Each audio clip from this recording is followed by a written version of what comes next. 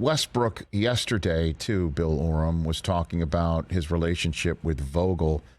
And is it just as simple Vogel didn't want him? Because he was talking about needing to prove himself to a coach that clearly knows Russell Westbrook's game and his resume and what he brings to the equation. And wound up, if I'm not mistaken, leading the team in minutes played and games and things of that nature. So he did get out there, even though there were times where he was benched. What was the Vogel-Westbrook relationship that might have been the heart of everything that we're talking about right here?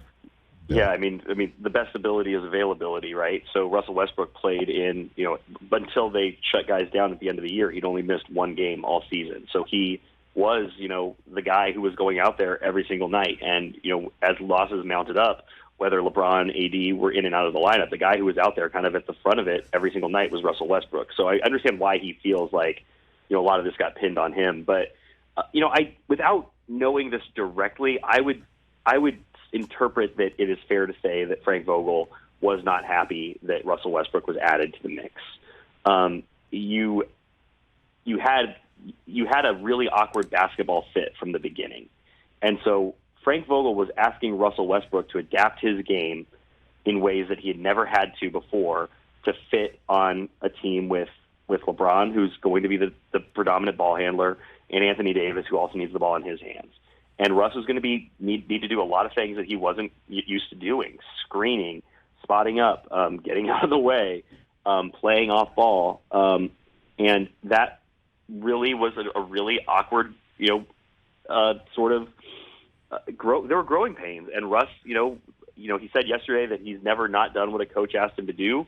My coaching sources said that Russ was very reluctant to do a lot of the things he was asked to do, that he was not receptive to feedback, that he wouldn't look at the clips that he was given to sort of help him along the way. So there was a real divide between what the coaching staff was wanting from Russ in an effort to make this, sort of fundamentally clunky fit work, and what Russ felt he could do to actually help. And that's why I think the Russ problem was so dominant, because if you're Frank Vogel and you've only got 24 hours in the day to think about your team or think about making your team better, how many hours of those are being spent on Russell Westbrook? 15, 16? Mm-hmm. So and at some point you have to sleep. So when do you think about the other issues? When do you start thinking about rotations? When do you think about, Avery Bradley, Malik Monk, Austin Reeves? And this is not to say that, Frank Vogel didn't do as thorough of a job as he could. I believe he did.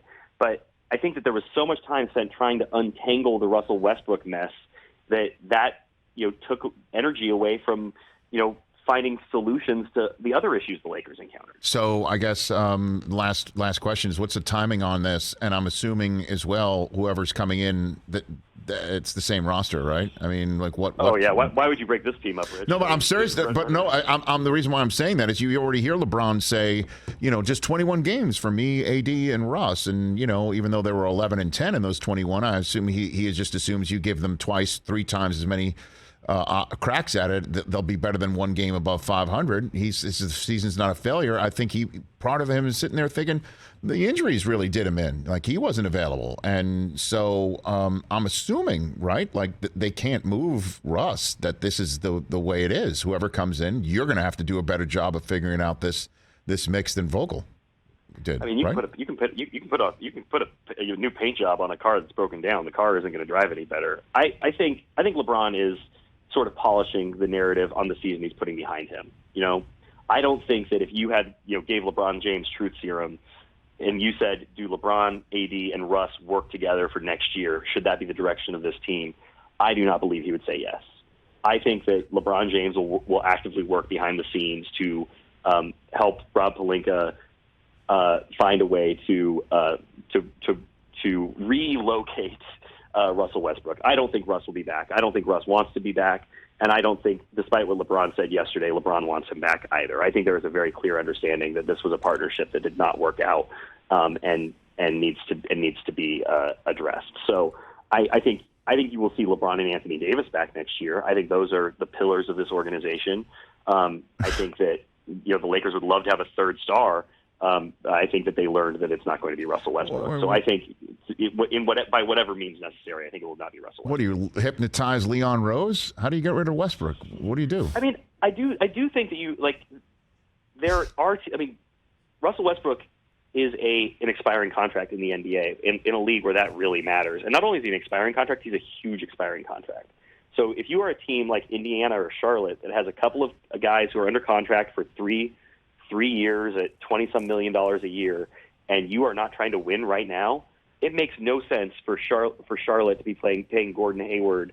Even better, it makes no sense for Charlotte to be paying Terry Rozier $20-some million through 2025. Like, that is not their timeline. That doesn't make any sense. But what you can do if you're Charlotte is you can package Rozier and go Gordon Hayward for Russell Westbrook and maybe a draft pick because the Lakers are desperate, and you suddenly have that $47 million in cap space in the summer of 2023.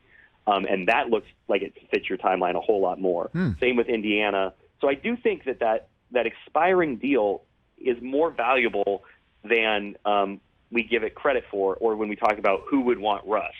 I don't think anyone wants Russell Westbrook at this point. I think there are very few teams that look at him as the player that transforms a team into where they want to go. But that contract becomes very, very appealing. But the problem is everyone in the league knows the situation the Lakers are in.